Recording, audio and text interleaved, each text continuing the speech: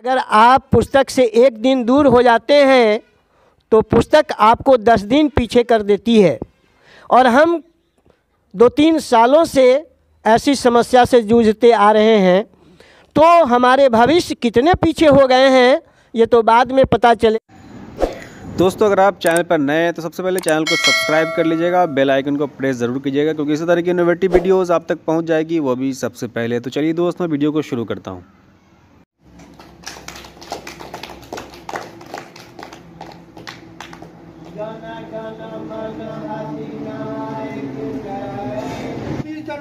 अमर रहे 26 जनवरी अमर रहे। महात्मा गांधी की जय, महात्मा गांधी की जय, पंडित जवाहरलाल नेहरू की जय, पंडित जवाहरलाल नेहरू की जय, सरदार भगत सिंह की जय, मौलाना अब्दुल कलाम जी की जय, चंद्रशेखर आजाद की जय।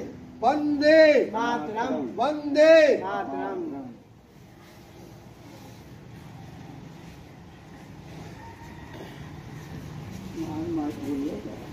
अब देख रहे होंगे महानंद तिवारी, ये जाना पहचाना चेहरा, जाना पहचाना नाम, आपने पिछली वीडियोस वगैरह में इनको देखा भी होगा। अच्छे वक्ता हैं और प्रोग्राम वगैरह में अच्छी खासी इनके पास बोलने की मालिक ने सलाहियत दी हुई है, शैली है।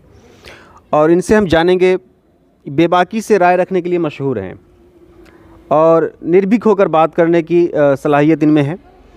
अभी बच्चा एक भी नहीं है और कोरोना है या नहीं है वो बात की बात है, लेकिन कैसा महसूस हो रहा है, मतलब थोड़ा अलग सा फील हो रहा है क्योंकि सिर्फ शिक्षकगण ही हैं, जो कि यहाँ पर सैकड़ों बच्चे हुआ करते थे 15 अगस्त या 26 जनवरी के दिन, और आज जो है मतलब ऐसा एक भी बच्चा नज़र नहीं आ रहा है। थोड़ा सा अलग सा फील हो रहा है। तो जानेंगे हम 2-4 शब्द और 26 जनवरी के बारे में जानेंगे। मैं महानंद तिवारी, शिक्षक दी मुरादपुर पब्लिक स्कूल। मैं पूरे देशवासी को 73वां गणतंत्र दिवस के अवसर पर बधाई देता हूं, शुभकामना देता हूं। और हम लोगों को आज जो गणतंत्र दिवस मना रहे हैं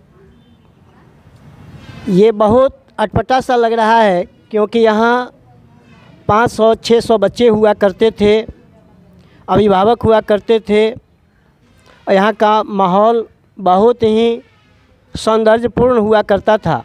लेकिन आज एकांत जैसा लग रहा है। फिर भी हम लोग अपने कर्तव्य का निर्वहन करते हुए 73वां गणतंत्र दिवस मनाएं। ये देश का कर्तव्य है, हम सभी भारतीयों का कर्तव्य है इस त्यौहार को मनाना। हम भविष्य में भी मनाते रहेंगे। मैं ये महसूस कर रहा हूँ कि विद्यालय का बंद होना ये भविष्य के साथ खिलवाड़ करना है। मैं इस मामले में अगर हमारी आवाज़ सरकार तक पहुँच रही होगी तो मैं ये बताना चाहता हूँ कि स्कूल को अविलंब खोल दिया जाए, कोरोना गाइडलाइन के अंतर्गत खोला जाए, सख्ती के साथ खोला जाए, और इवन की संख्या में विद्यार्थियों को आने के लिए कहा जाए, मगर विद्यालयों को पूर्णतः बंद नहीं किया जाए। जो व्यक्ति कोरोना प्रोटोकॉल का नियम का पालन नहीं करते हैं उन पर कानूनी कार्रवाई की जाए, कानूनी कार्रवाई होनी चाहिए। मगर स्कूल को पूर्णतः बंद करना यह बच्चों के साथ अन्याय है और देश के साथ अन्याय है। क्योंकि हम लोग बचपन में पढ़े थे कि अगर आप पुस्तक से एक दिन दूर हो जाते हैं तो पुस्तक आपको 10 दिन पीछे कर देती है। और हम 2-3 सालों से ऐसी समस्या से जूझते आ रहे हैं, तो हमारे भविष्य कितने पीछे हो गए हैं ये तो बाद में पता चलेगा। और विद्यालय का बंद होना शिक्षकों के लिए भुखमरी की भी समस्या है, क्योंकि इस पड़ाव में हम लोग दूसरे कार्य से जुड़ नहीं सकते हैं। तो शिक्षकों के साथ भी रोजी रोटी की समस्या है, बच्चों के साथ उनके भविष्य की समस्या है। सरकार को सोचना चाहिए कि बच्चे का भविष्य और शिक्षक की रोजी रोटी की समस्या इससे जुड़ी हुई है। और मैं समझता हूँ कि 10 लाख से ऊपर प्राइवेट स्कूल के शिक्षक होंगे, उनके साथ क्या गुजरता होगा वो तो वही समझ रहे हैं। सरकार इस चीज़ को नहीं समझ रही है, क्योंकि वो इन शिक्षकों का अनदेखी कर रही है सरकार। मैं चाहता हूं कि स्कूल जल्द से जल्द खुले, कोरोना प्रोटोकॉल के साथ खुले और विद्यालय को बंद नहीं किया जाए। यह देश के साथ और राज्य के साथ खिलवाड़ है। मैं इससे असहमत नहीं हूँ। तक पहुँचाना चाह रहा हूँ इस मामले में कि अगर पूरे देश में 1 लाख कोरोना पेशेंट आता है प्रतिदिन, तो जहाँ तक मेरी जानकारी है कि लगभग 50,000 केवल महाराष्ट्र से आते हैं। जो महाराष्ट्र 24 जनवरी से विद्यालय को खोल दिया, नर्सरी से ऊपर तक, और हमारे राज्य में कोरोना के पेशेंट बहुत कम हैं और रिकवर हो रहे हैं। ऐसी कोई समस्या नहीं है कि विद्यालय को बंद किया जाए, क्योंकि महाराष्ट्र जैसा राज्य विद्यालय खोलकर ये दुनिया को संदेश देना चाह रहा है कि अगर इच्छा शक्ति हो तो ये कोरोना कोई किसी का कुछ बिगाड़ नहीं सकता है। मैं महाराष्ट्र सरकार को धन्यवाद देना चाहता हूँ। एक बात मैं और कहना चाहता हूँ कि बीमारी अगर है तो दवा उसका इलाज है, न कि बिछावन पर बिना दवा का सो जाना ये उसका इलाज कतई नहीं हो सकता है। सामने में दुश्मन खड़े हों और मैं घर के अंदर चला जाऊं और किवाड़ को बंद कर दूं, ये समस्या का समाधान नहीं है। समस्या का समाधान है कि जब तक मेरे शरीर में ब्लड रहे मैं दुश्मन से लड़ता रहूं, और शहीद हो जाना ज़्यादा बेहतर है दरवाजे के अंदर बंद हो जाना और ज़िंदा रहना। इसलिए सरकार को चाहिए विद्यालय खोले और पूरी क्षमता के साथ खोले और इसका प्रोटोकॉल बनाए, और प्रोटोकॉल के नियम का अगर उल्लंघन विद्यालय करता है तो उस विद्यालय के रजिस्ट्रेशन को कैंसिल करे। मैं इससे सहमत हूँ, लेकिन विद्यालय को बंद नहीं किया जाए, क्योंकि हमारे जो छात्र हैं वो बहुत पीछे जा रहे हैं और इसका खामियाजा हमें तब पता चलेगा जब कुछ दिन बीत जाएगा।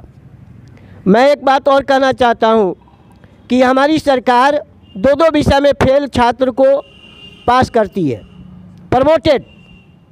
मैं सरकार से पूछना चाहता हूँ कि जब वो बच्चे नौकरी के लिए जाएंगे तो क्या कोई भी कंपनी उनके सर्टिफिकेट को देखकर नौकरी पर रखेगा? कतई नहीं रखेगा। वो कहेगा कि ये 2 विषय में फेल था और सरकार ने इसे प्रमोटेड कर दिया। रिजल्ट पास और फेल में होना चाहिए, रिजल्ट प्रमोटेड में नहीं होना चाहिए। हमारे पास कोई डिवीज़न नहीं है। प्रमोशन और प्रमोटेड ये समस्या का समाधान नहीं है। बीमारी से हम लड़ें, सतर्कता बरतें, मास्क लगाएं और कोरोना प्रोटोकॉल का पूर्णतः पालन करते हुए देश को बचाएं, देश को आगे बढ़ाएं और अपने को सुरक्षित रखें। धन्यवाद। बिल्कुल, जैसा कि मैंने दोस्तों आपसे कहा था कि सर बेबाकी के लिए मशहूर हैं। सर का घर पड़ता है चित्रौली। चित्रौली हमारा पंचायत है। कुडन्नी ब्लॉक के चित्रौली पंचायत के निवासी महानंद तिवारी ने खुले लफ्ज़ों में ये बात कह दिया है कि सरकार को एट एनी कॉस्ट स्कूल को खोलना चाहिए, और मतलब घर के अंदर बंद जाना, कमरे में बंद होकर मरने से बेहतर है कि हम लड़ के मरें। और सर ने बहुत अच्छी बात कही है कि सिर्फ़ और सिर्फ पढ़ाई बंद कर देना ये मुनासिब नहीं है। जो शिक्षक बेरोज़गार हो गए हैं, जो मतलब स्टूडेंट्स नहीं पढ़ पा रहे हैं, सर ने कहा कि 2-2 विषय में जो बच्चे फेल हो जाते हैं, क्या आगे चल के कंपनी वाले उनको छोड़ देंगे? उनका जो CV देखेंगे तो क्या 2-2 विषय में जो फेल है क्या उसका खामियाजा नहीं भुगतना पड़ेगा? बेसिकली ज़रूर भुगतना पड़ेगा, क्योंकि सर खुद एक शिक्षक हैं, खुद एग्ज़ाम लेते हैं, कॉपी चेक करते हैं, बच्चों से खुद ओरल लेते हैं, वाइवा लेते हैं, तो सर को खुद तजुर्बा है। तो मैं सरकार से ये आग्रह करता हूँ, जो भी दर्शक इस वीडियो को देख रहे होंगे, मैं उनसे यही रिक्वेस्ट करूँगा, इलेक्ट्रॉनिक्स मीडिया वाले पत्रकार महोदय हों या प्रिंट मीडिया वाले पत्रकार महोदय हों या कहीं भी हो, तो इस वीडियो को जहाँ से जहाँ तक हो सके शेयर करें, लाइक करें, कमेंट करें। आपकी राय मैं चाहता हूँ और मैं आग्रह करता हूँ सरकार से कि जितना जल्द हो सके आचार्य महानंद तिवारी सर की बात को सुना जाए, क्योंकि इनकी बात, इनकी आवाज़ सिर्फ इनकी आवाज़ नहीं है, ये हर शिक्षक की आवाज़ है, हर लोगों की आवाज़ है, हर भारतीय की आवाज़ है। इसी के साथ दोस्तों मैं अपनी बात को यहीं पे विराम लगाता हूँ। हंसते रहिए, मुस्कुराते रहिए और सेहत का ज़रूर ख्याल रखिए। जय हिंद, जय भारत।